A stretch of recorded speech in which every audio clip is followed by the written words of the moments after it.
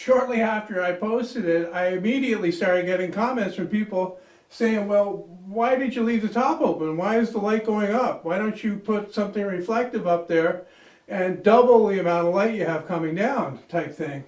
They didn't quite get the concept that the light comes down directly onto the surface that you're working, and it also goes up and reflects off the ceiling to spread the light better, you know, to make it softer, more diffused. I answered a couple of people saying that if you put any kind of reflective thing on the top, you're not going to significantly increase the light output.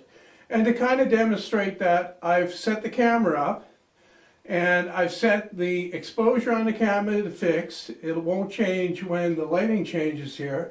And I got a piece of melamine here that I put tin foil on one side, glued it on with spray glue, and on the other side it's white. A lot of people say you put, you know, tin foil on things. These lights, for example, the fluorescent lights, and it will increase the amount of light coming out. It actually doesn't do that. It just focuses the light in one area more. Whereas the white diffuser will actually diffuse the light more, and that's better for a workshop. You don't want concentrated points of light for the most part. So if I can stay on my ladder, I'm going to put this up here. You can see how much light this is giving right now. So I'll put the white side on top of there first, and we'll see if there's a difference. And you can see the miter saw down there, you can see the ceiling above, you can see the general amount of light in the area as well. Now I'll flip it over, give you a chance to see what it's like without it now again. And give the silver side down this time.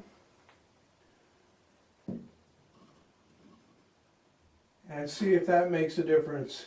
Now I've moved the camera to point closer at the work surface.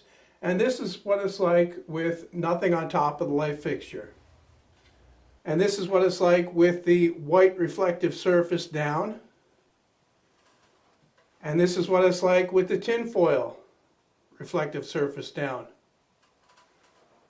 Through all of this, I've had the overhead lights in the shop turned off. This is the only artificial light source in the shop. I had another comment about putting lighting inside the chop saw cabinet here itself. And the problem with that is any light that's inside the chop saw cabinet will be glaring in the camera when I'm trying to shoot video, and that's mainly why I did this light here. And that's basically the only time it'll be turned on, when I'm doing video, getting in close for a shot. The other thing is the hood is not over the cutting surface on the chop saw, so you're not getting good light, you're getting shadowed light. Any light that's cast from inside the hood here will cast a shadow on the platter of the saw. If you watch that video, you might have noticed that my blinds are finished now. I've got all three done and they work great.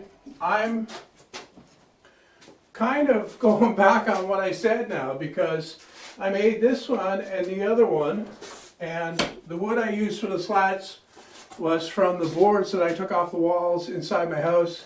There are several different species of wood there, so there's quite a color variation, and it's making them look a little bit shabby.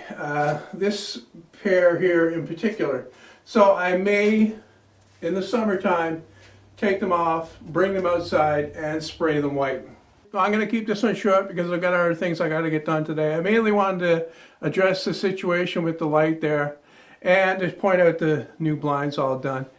I wanted to talk about something else briefly, and that's in some of the comments that I get. You know, we all love the fully complementary ones, but some of the ones that are a little bit annoying are the ones where people say, I would have. And when you go and look at what they've done, you don't see anything that they've done. And when you do a search for these kinds of things online, you don't find any results. So any kind of an original project that someone comes up with, and then you've got someone saying, well, I would have done it like this.